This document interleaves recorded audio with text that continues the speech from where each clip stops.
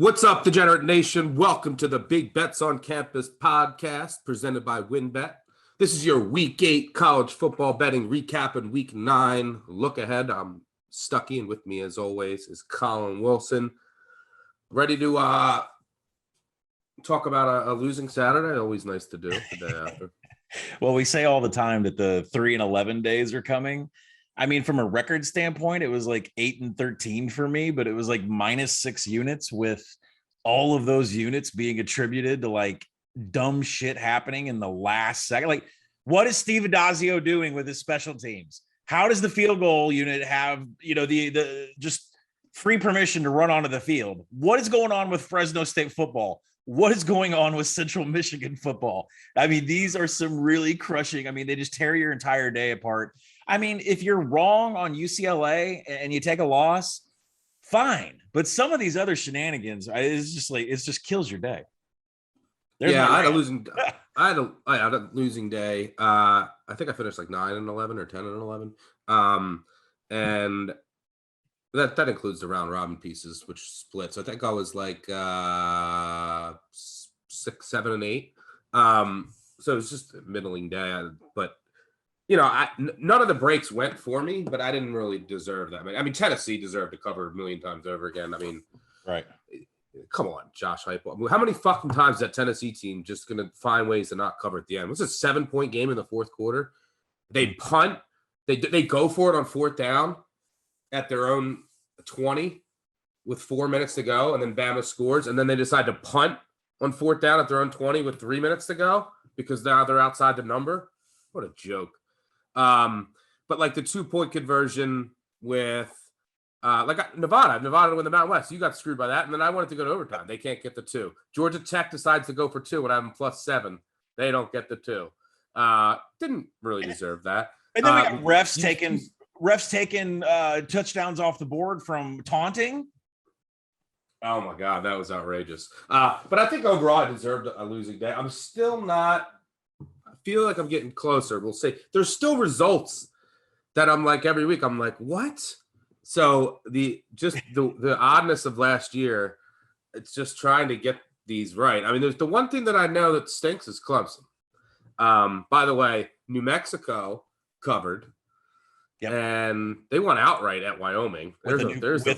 With a new quarterback who looked really good. It's in the notes here I got. So, well, let's not talk about that game without talking about how bad Wyoming's quarterback situation is. They scored 3 saying this points right after I put a bet in on them already for week 9. Well, hopefully they just run the ball. But New Mexico covered. Kansas covered. We'll talk about that game. So the only 2 teams that haven't covered in the country as we head into Halloween weekend, Missouri and Dabo. Yeah. Now I'm on TikTok, whatever that stupid thing is I always tweet. All right, let's we'll recap some of the biggest games. We'll talk about it, any weekday games and any spots we have circled for next week. Let's just go best call, worst call, bet, regret, and get that out of the way now. Best call, I'm going to say Illinois Penn State under, which hit in 9 overtimes by a touchdown. Thank you very much. I'm sitting there doing the math. How is this under going to lose in 13 overtimes with 2-point conversions? Neither team could get a 2-point conversion.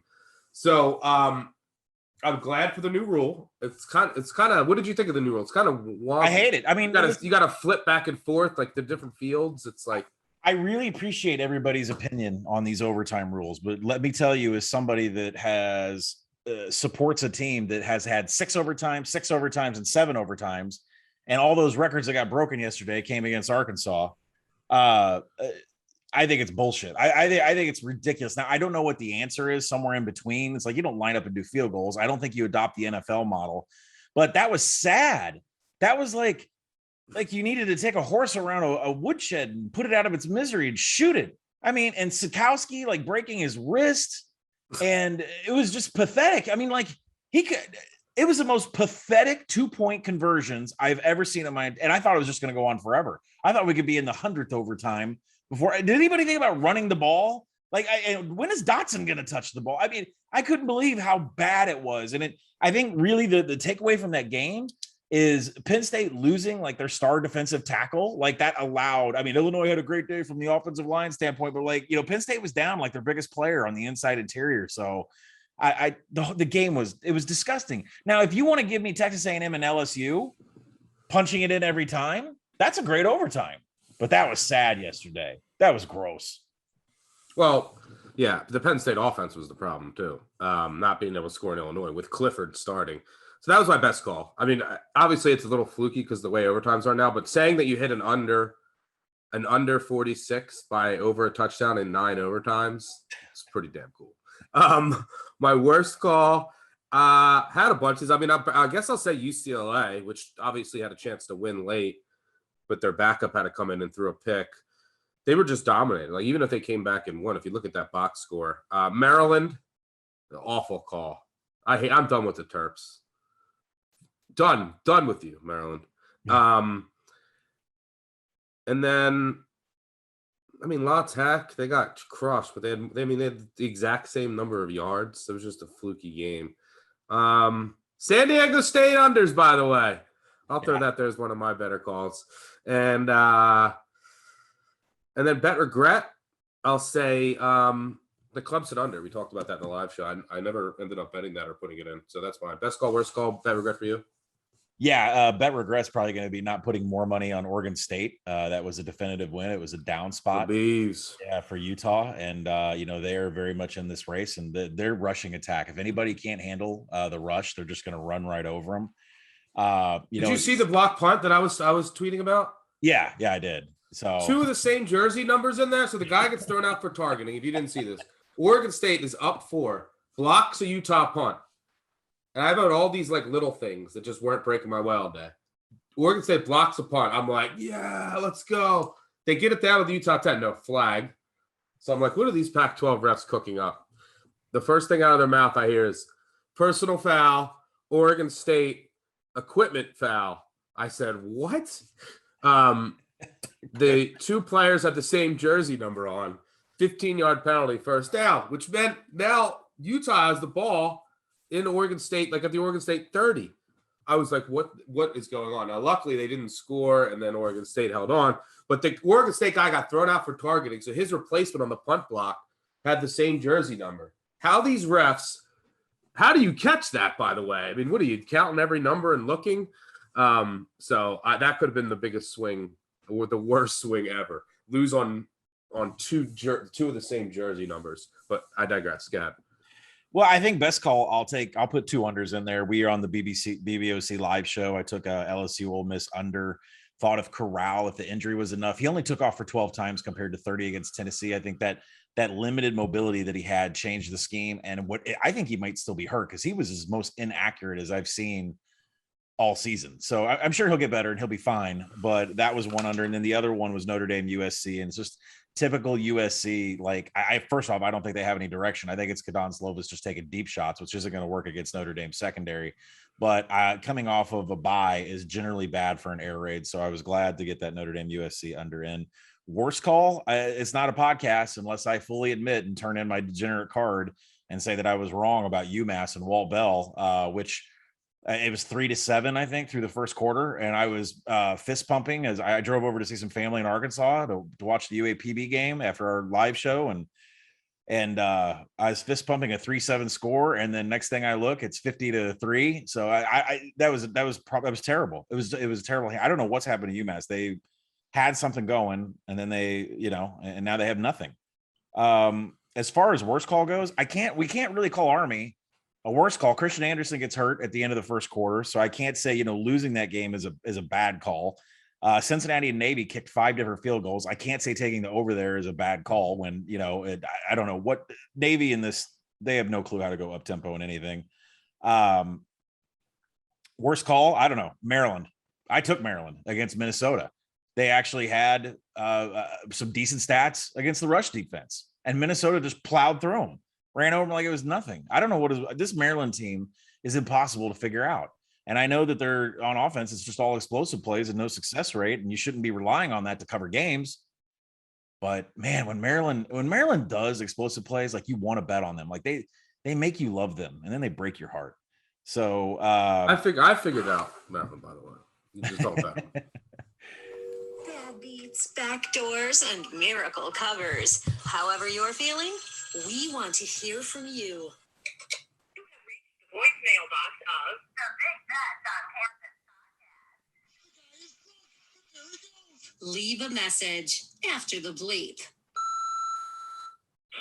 I can't believe I'm calling you fucking guys on a Thursday, Friday night. At least, like, work life's good. Martin, Florida, you love it. Listen, really quickly, if you've lost 12 games in a row, how small is your if you aren't able to go for it on 4th and 1? No, like, really, though. Like, you're a coach of a bunch of young men, and you're going to look them in the eyes in the locker room and say, I'm the smallest in the world. I'm a coward and a disgrace. Yeah, we're talking about the UNLV head coach. It's tough. It's truly unbelievable. And then the way he uses timeouts at the end, if he has that one timeout, you run a draw on 32 instead of letting your quarterback die. But again, when you don't have a you make bad decisions. I can't believe, again, Thursday night calling you. It's unreal. Come on. Well, I feel you. I had UNLV there. Not a fun loss. You get a field goal blocked. Then San Jose State scores a touchdown to get outside the number, take their first lead of the game, and then UNLV gets sacked in the game at the 10-yard line. So that was fun. They were up 17-3 at one point. I mean, the Rebels were leading 20-13 heading into the fourth quarter, and then they ended up losing by 7. I mean, they had a 10-play drive by UNLV to the 4th and 22. They missed a field goal. Then San Jose State has a 50-yard run to the 15 and fumble by Isaiah Holiness that they actually recovered, and then Nick Nash did the rest. It was a really sick turn for the cover. I was going to play that game with you, and I saw I retweeted out like an hour before the game that Brumfield wasn't on the field getting ready. So, I mean, I'm just off UNLV till Brumfield comes back, maybe this week. I mean, we've been day to day for a while now. So, once Brumfield's back, we're back on the Rebs. They could have easily won that game. They've been close. Yeah. I think of a worse life than being a Tennessee fan. Imagine betting Tennessee every game and then looking amazing to cover every game and then blowing it. How the are you in the fourth quarter with a chance to win the game, down 7 with the ball, and you blow a plus 27.5 cover? 27 and you blow it. Pupil. Because I bet them. That's why. All right, moving on. Goes for it with no chance to get it on 4th and 5 in their own territory. Oh, my God. I cannot even stomach it. And, of course, all these Alabama just get their way every time. Department of Defense, my ass. Talk about Bama. Give up 70 points to Wake Forest. I mean, I guess they're the best team in the ACC now. It's just insane, Army. I don't think Army had to drive over 4 minutes today. Who is this air raid Army offense, and where did it come from? Army couldn't have stopped my little sister's powder puff football team. Stuckey, your week was a slightly losing week, but Colin Kaepernick and his 8-13 dog grab week probably lost followers for the entire Action Network. Man, oh man, I remember. The Army. That was I tweeted this out. That was the handicap that I had wrong. I mean, I said that Army were going to do whatever it wants on offense. I didn't think that they were going to be able to. I was like, well, they need Christian Anderson, but I didn't think that they'd be able to just throw all over them. I don't know what that game was wild. I thought Army could get a couple stops. Nope. I got to give credit to Sam Hartman and those receivers. I knew once we were at half, they just had to trade scores. Then they obviously throw a pick 6 on a fake field goal. I don't know what they were doing there. But I thought they were going to get a stop or two. They couldn't get it. They weren't getting a stop the entire game. So I don't think they got one. No, Wake had 11 offensive possessions, 10 touchdowns. 10 touchdowns and 11. That's like that score that Army put up on the Houston, like the 70-point bowl game that they put up on them. Yeah. Over half. Houston quit in that game. Yeah. But over half of Wake's drives were explosive. But you have to ask if this Demon Deacons defense can win out. I mean, Army had 42% explosive drives. Where did that come from? Like the national average is 13%. They like more than triple. Army average like 8 yards per play. You don't say that it's for a triple option offense. And I think that's the problem is like Army averaged 6 yards per rush, and they were only stuffed on 16 of 69 attempts. And now You look at Wake's schedule, they get a Duke team that's actually the only good trait they have on offense is running the ball. You look at Clemson. What is the one thing Clemson can do? The only redeeming quality that Dabo has is that he can run the ball a little bit. So Wake's got to clear up that rush defense, or there's going to be problems down the line. What is going to happen when Wake plays Clemson? Like you have Clemson's defense. I mean, Clemson's offense against Wake's defense. Something's got to give. It'll be the highest scoring day of Dabo. He'll have the highest scoring day of the entire season. Yeah, but what? Pitt wins again, and now people are talking about Pitt playoffs. Even though they lost to Western Michigan. Yeah. Look, like you can't have a loss in the ACC and get in this year. And I love Kenny Pickett. I love this Pitt defense. It's just like Pitt lost to Western Michigan at home. Western Michigan got drilled by Toledo yesterday. Like you lost at home to a MAC team. You're not going to get into the college football. I'm sorry. And you could say all these wins and beating Clemson, you were favored. It's not even that big of a win. You were favored by 3.5 points. You were expected to win that game. It wasn't like Clemson was number one in the country. Clemson stinks. Yeah. It's so weird. People get caught in their brain that they're like, it's hard for them to process that Clemson stinks. Yeah, Clemson had 2 INTs. DJ had another 2 INTs. He gets benched. He didn't even hit half his passes. And you got to give credit to Pitt, though. I mean, they were down 7-0, and then they fumbled, and they could have been staring at a 2-score deficit. But Clemson goes punt, pick 6. So I mean, the Clemson team they're so terrible. But I mean, we're staring at a possible Pitt Wake Forest. There's a lot to play, everybody. There's a lot to play out. So not going to happen. Miami beats NC State. The ACC is wild. About a year ago, I called in all upset over my App State +5 bet against Coastal Carolina. Coastal Carolina intercepted Zach Thomas at the end of the game. Instead of taking a kneel, they ran it in and blew the spread. Man, if this doesn't tell you that the gambling gods don't exist, they do. App State +3.5, under 60.5. It's 27-27 going into the fourth quarter. This under is dead. And what do you know? App State fumbles on the goal line. You think it's deja vu all over again. But guess what? The gods come through. Hey, Triple C Dynasty, call on these nuts. Cincinnati. Go ahead, pause it. Over. Yeah. I mean, we mentioned the Coastal. Listen, I had App State in that game. It was a really pleasant surprise to see them get up off the mat after what happened at Louisiana. But, we mentioned that Coastal had really beaten a cupcake schedule, and we didn't know, what they would do when they stepped in front of real competition. App State was 5.6 yards per play on the ground. They were only stuffed on 9 rushing attempts. Teams that can run the ball give Coastal Carolina big problems. And, 4 of 11 offensive possessions were explosive by App State. You didn't see that against Louisiana either. The biggest stat on the sheet was App State averaging 11.2 yards per play in passing downs. Coastal defense crumbled in 3rd and 2nd and long. It was a sight to see. People didn't expect that. Our Triple C Dynasty guy, he DM'd me and said, "What's the number again?" 959 bad beat, by the way. I don't know. I don't know if he called in. After the loss, he DM'd me. We might not be hearing from him. Yeah. I have. What the dude?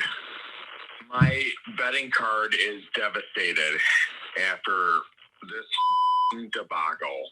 Can you hook me up with a third party that can buy kidneys or any other organs? Because I just got smoked this weekend. I hate Dave Doran. Hated that. Miners last week just won as a plus pause it. 20 underdog. Miner must. All right. So, I mean, for NC State, Dave Duran, he was down by 4. He has 1st and 10 at the Miami 18. It eventually turns into a 4th and 15. And he kicks a field goal with 5 minutes left. Down by 4, he kicks a field goal with 4 minutes left. And his decision was based on the fact that he thinks that he could have got Tyler Van Dyke in Miami to go 3 and out and get another drive within 2 minutes. Well, he was correct. They did that. Miami went a 3 and out, and then NC State got the ball back. But with, they couldn't even get a first down. Under 3 minutes to play, they couldn't even get a first down. And, NC State, I mean, they could beat Wake on November 13th. They could still make the ACC championship game. But, I think the more important thing from that, besides Dave Duran kicking a field goal down by 4 with 5 minutes in the fourth quarter, is that Tyler Van Dyke went 25-33 and had 4 touchdowns and no INTs. There was no offensive turnovers. I mean, that's what you're looking for out of Miami, right? You want a clean stat sheet. He had 6 passes over 20 yards. Hey, let's think about betting on Miami here. The U is back. All right, moving on. After Nation, we didn't even look at the plus 6.5 or whatever. It was just straight money line. Obviously, we were going to win. So once again, me and my friends have been swimming in a pool of cash like Scrooge McDuck on DuckTales, right? The miners are going, and our dogs are excited, and Minor Mother Effing Nation is going to beat Meet Me and get it to the national championship picture. You guys better come down to El Paso because we're going to be representing the whole mother effing week. I'm not Fresno. All right, I'm going to see if we can make that trip, by the way. When is that game? That game is on November 6th, coming up here pretty quick with a projected spread right now of UTSA minus 12 on the road. Let's see, I got to see how flights to El Paso.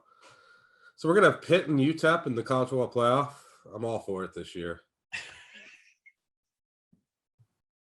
Hey, right now, you didn't cover -4 for God knows why.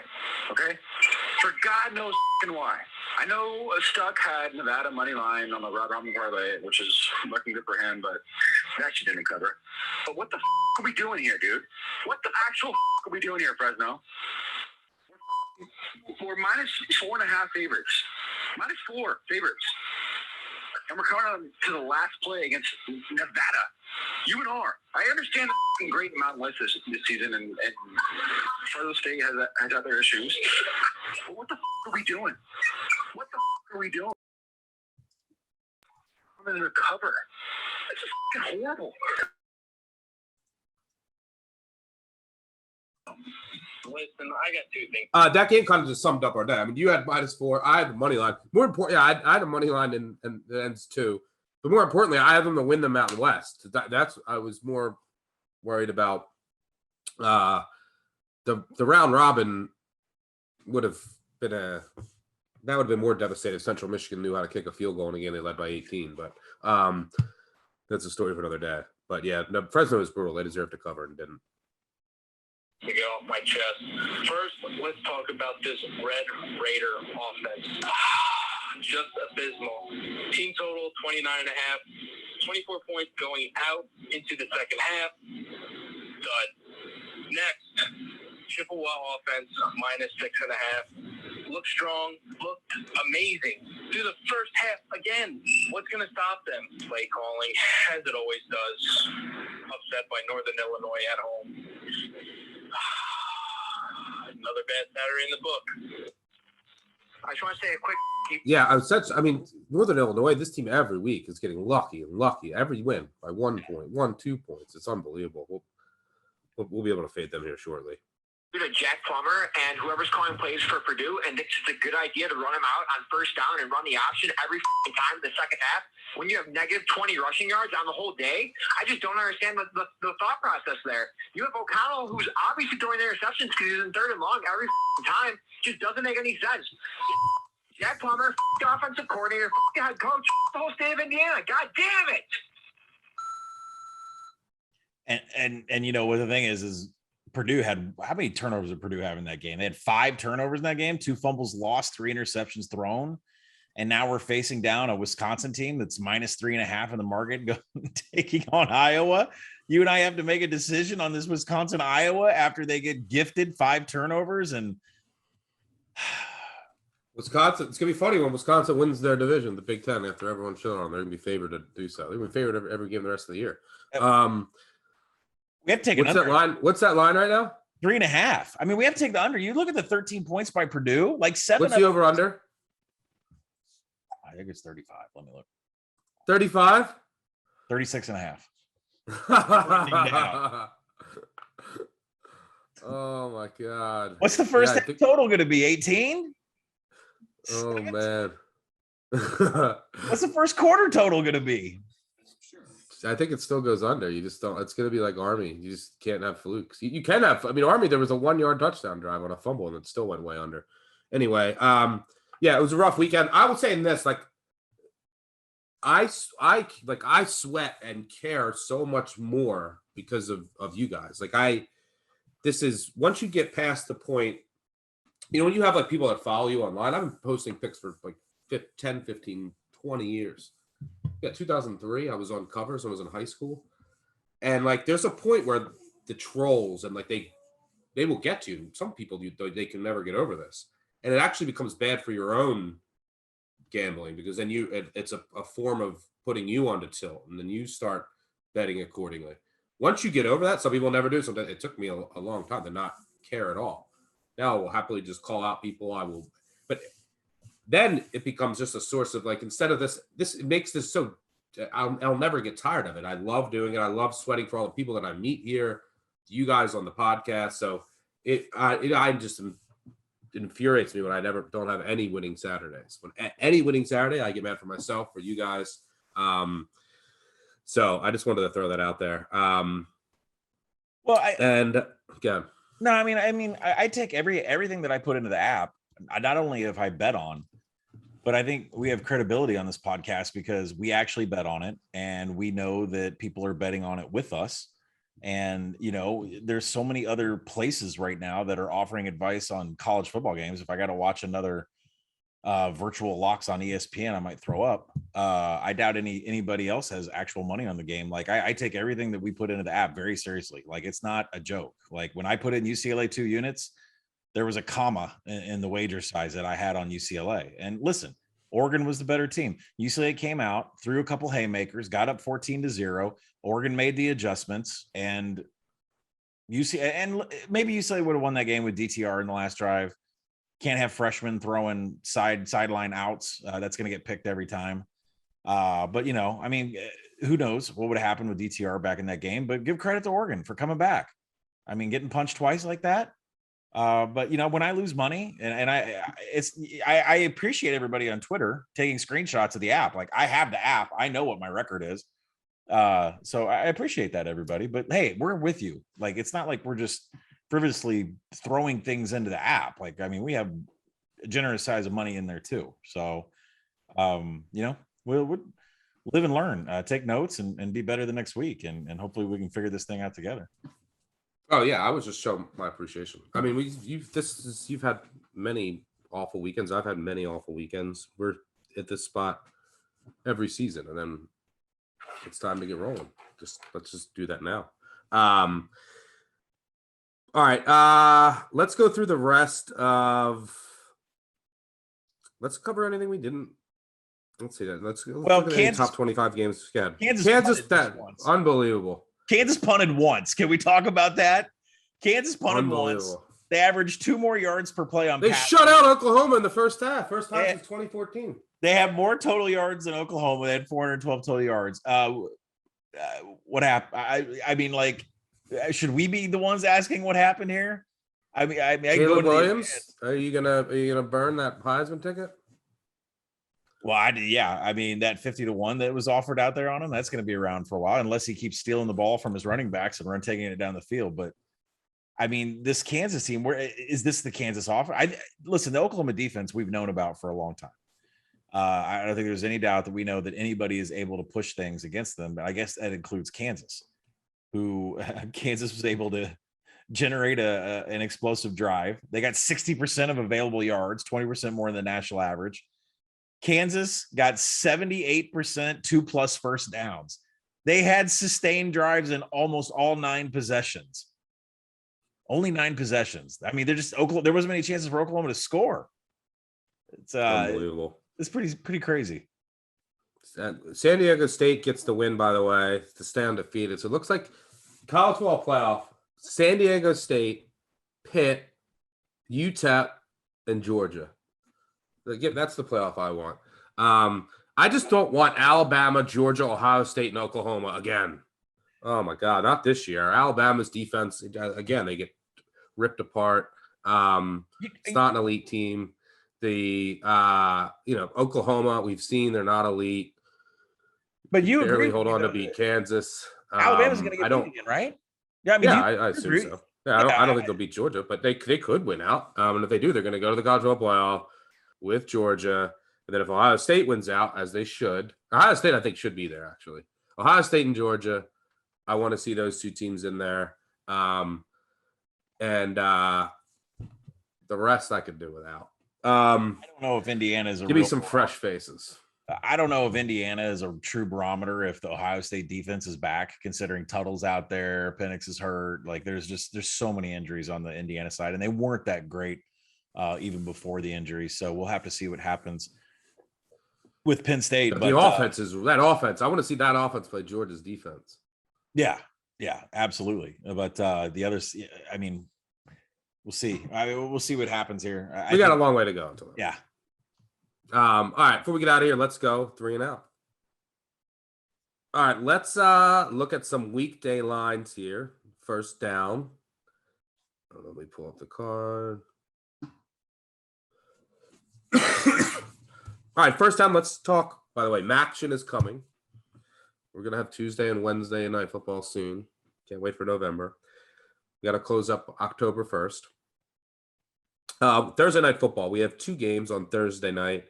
And they're not what you call the most appetizing games, but maybe there's some value. Troy travels to Coastal Carolina. 18.5 point favorites, over under 52.5. And South Florida, that game goes to East Carolina. It's not November yet for Holton Ollers.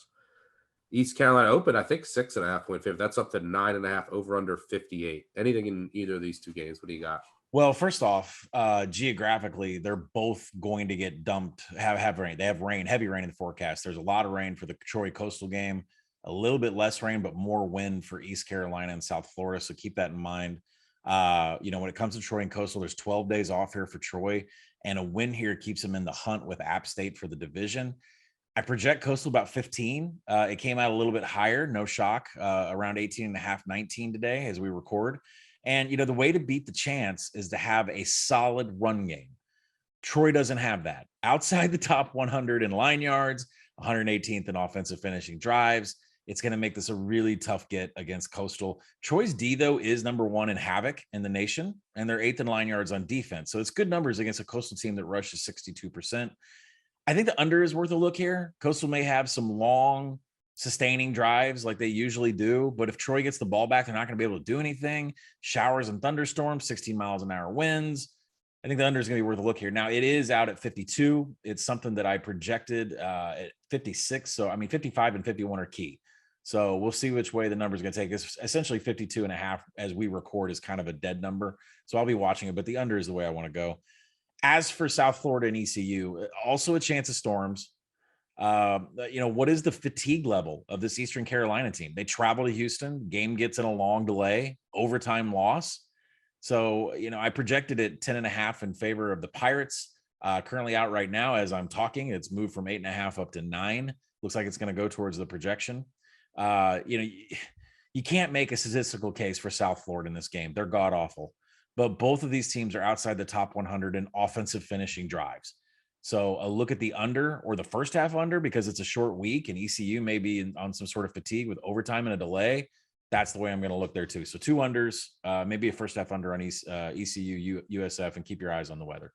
All right, before we move on to second down, quick reminder to our listeners, the Big Bets on Campus podcast presented by WynnBET Sportsbook, and they've got a brand new sign-up offer for you guys. Bet $1 on any team and win $100 if that team scores a touchdown. That's right. All you have to do is open a new WynnBET account, deposit $20 or more, and bet $1 on any team within your first 10 days. If that team scores a touchdown, you win $100. Doesn't matter if you bet Alabama or Ohio State or even Akron. As long as they score 1 touchdown, which even Akron could probably do, that $100 is yours. So if you haven't signed up, at WynnBET Sportsbook yet, take advantage of this offer today by clicking on the Action Network link in this episode description. Must be 21 or older to gamble. Know when to stop before you start. Gambling problem? Call 1-800-GAMBLER. All right, let's get back to the show. All right, we're recording this on Sunday afternoon, so we do have some look aheads to next Saturday. I haven't dug in too deep, so what's sticking out to you? Yeah, Wyoming was a team we mentioned how horrible they were, but they have some extreme advantages on the ground against the San Jose State team. I project Wyoming to be a small favorite, and right now you can get them plus 3.5 in the market. I've already bought in on that. Tulsa against Navy. Tulsa has some extremely strong metrics against the rush, including top 10 in stuff rate. That's a number that should get up into the double digits. I believe 9.5 is where I got it, and I expect that to move. Another Western Kentucky is around 20 in the market. And I know Charlotte is god awful, but we project them down at around 13.5. And I think I've got to do a little bit of research about what Charlotte's been doing. I know that there's been some injuries at Club Lit, but that number is completely inflated. And then also Hawaii. I mean, that's a number that I make a pick. They were +7. I've already seen it take action down to +6.5. So hopefully a 7, 6.5, or 6 is in the market by the time this gets published against Utah State. Hawaii is one of the best teams in the nation in coverage rankings, and that's going to be needed against Logan Bonner and a Blake Anderson run offense. Yeah, I mean, as far as Michigan State goes, I mean, I make the number right on 4. So there's not much value from a numbers perspective, but when you look at Michigan State's defense, 68th in rushing success rate, that's extremely important against a Michigan team that runs 67% of the time, and they're 13th in the nation in rushing success rate on offense. They're just going to shove it down your throat. Now, what scares me about Michigan State and why I probably should be putting a Michigan bet in right now, Spartans are 111th on defense and stuff rate. So I'm not sure if Michigan's going to have to use their quarterback. They have extreme advantages here on the ground. When you look at Michigan State's defense, I mean, they're great at a pass rush. They're top 25 in coverage. And, they're 13th in finishing drives, but none of that covers the rush. So Michigan's going to get everything they want on the ground. Now, if you turn to the other side of the ball, there's a lot of explosive plays that the Spartans have been able to pull off. We've, kind of made fun of their schedule for a little bit, but, Michigan hasn't given up anything this year. They're top 20 in big play rate on defense. They're 16th in coverage. They're 7th in defensive finishing drives. That is a huge issue. Now, I mentioned finishing drives because remember, we did a study before the season that said success rate and finishing drives are the biggest indicators of covering the spread.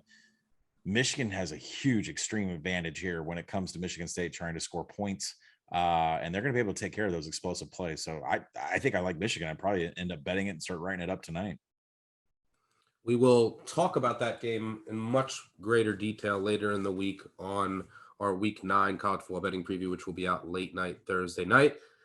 Before we get out of here, third down,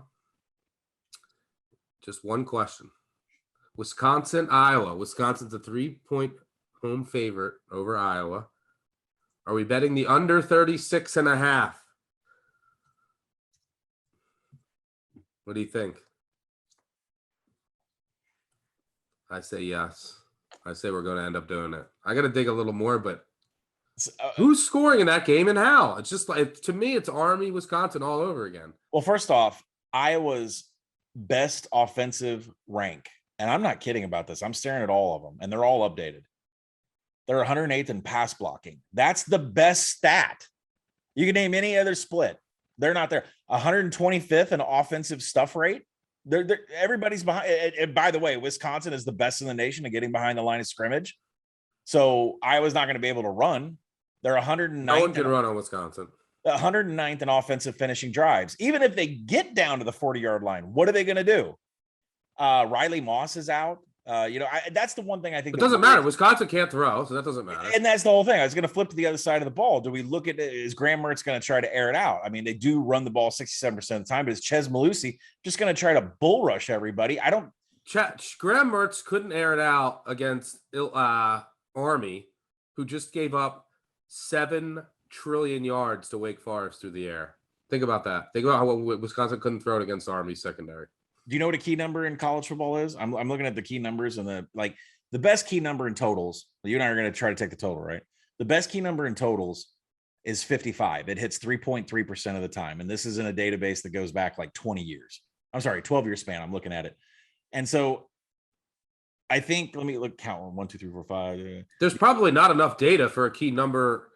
Well, as far as key totals, like a key number down here would probably be 30, 34 and 37. The 11th highest of all key totals is 37. Mm-hmm. And then after that, 38 comes a little bit after that, 34 after that. So if it's sitting at 36 and a half and 35, those aren't even key. So boy, if you get under 37, that's we have to play 30. I know. I wanted to get 37 and a half. I was surprised it opened it's a sharp open. Usually these totals that are really low, they usually open and then just get bet down right away. We'll look into the 36 and a half. If you're listening to this and there's a 37 at any point during the week, I'm hitting it. All right. That'll do it for us. Appreciate all of you listening. Thanks as always, Colin, for joining me.